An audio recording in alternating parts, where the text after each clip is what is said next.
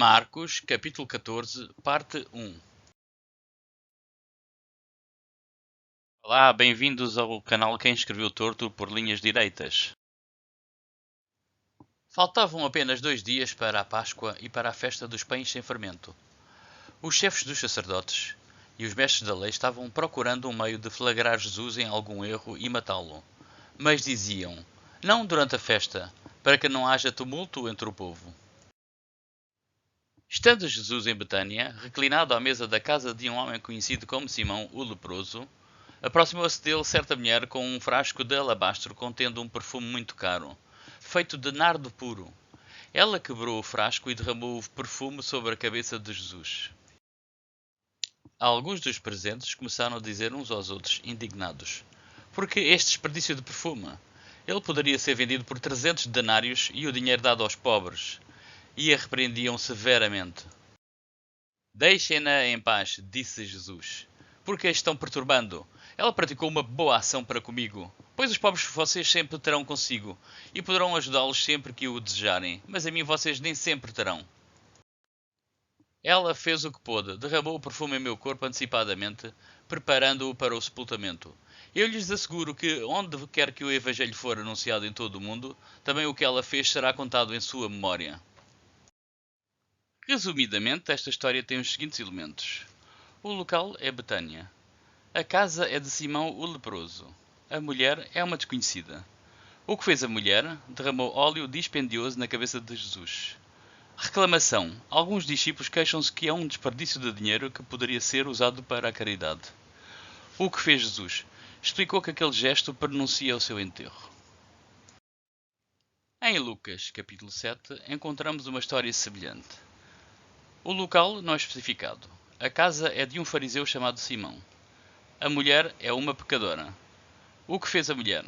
Derramou lágrimas nos pés de Jesus, limpou com os cabelos e derramou óleo nos pés. Reclamação. O fariseu criticou Jesus por tocar numa pecadora. O que fez Jesus? Perdoou a pecadora. Em Lucas, no capítulo 10, encontramos uma outra história com a mesma estrutura. O local é uma certa aldeia. A casa é de Marta e sua irmã Maria. A mulher é Maria. O que fez a mulher? Maria ficou aos pés de Jesus escutando-o. Reclamação. Marta reclamou que Maria não a ajuda nas tarefas domésticas. O que fez Jesus? Desculpou Maria, pois ela escolheu a boa parte. Comparando estas 3 histórias, temos: o local é Betânia, ou não especificado, ou certa aldeia.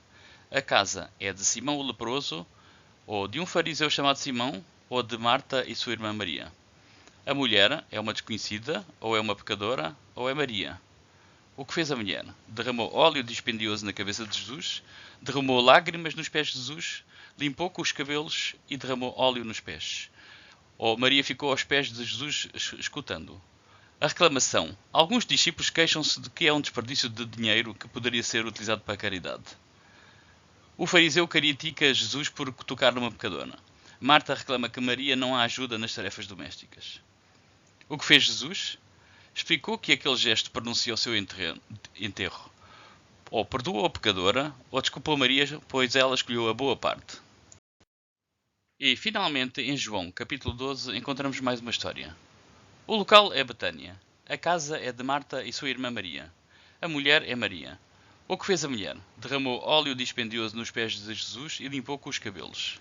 A reclamação. Judas queixa-se que é um desperdício de dinheiro que poderia ser utilizado para a caridade. O que fez Jesus? Explica que aquele gesto pronuncia o seu enterro. Então aqui nesta história de João, o local vem da história original de Marcos. A casa e a mulher protagonista vêm da segunda história de Lucas. A casa é de Marta e sua irmã Maria, e a mulher protagonista é Maria.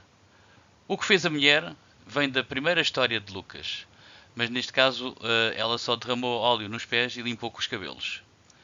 A reclamação vem da primeira história e original de Marcos, mas em vez de ser alguns discípulos passa a ser Judas que se queixa do desperdício de dinheiro que poderia ser usado para a caridade. O que fez Jesus é exatamente o mesmo que fez na história, ou parecido com a história original de Marcos. Então Judas Iscariotes, um dos 12, dirigiu-se aos chefes dos sacerdotes a fim de lhes entregar Jesus. A proposta muito os alegrou e lhe prometeram dinheiro. Assim ele procurava uma oportunidade para entregá-lo. O autor de Mateus resolveu aqui acrescentar algum detalhe e especificou que eles lhe pesaram 30 moedas de prata. Mateus foi buscar as 30 moedas de prata ao seguinte versículo de Zacarias, que diz o seguinte: Eu lhes disse, se acharem melhor assim, paguem-me, se não, não me paguem. Então eles me pagaram 30 moedas de prata. Grande parte do texto dos Evangelhos tem como inspiração os textos do Antigo Testamento. Jesus é uma construção literária. Por outro lado, ao ler os Evangelhos, verifica-se que Jesus poderia ser facilmente capturado sem ser necessário um traidor. E em nenhum ponto da narrativa é dito que Jesus se escondia ou que seria evasivo. No primeiro dia da festa dos pães sem fermento, quando se costumava sacrificar o cordeiro pascal, os discípulos de Jesus lhe perguntaram: Aonde queres que vamos e te preparemos a refeição da Páscoa?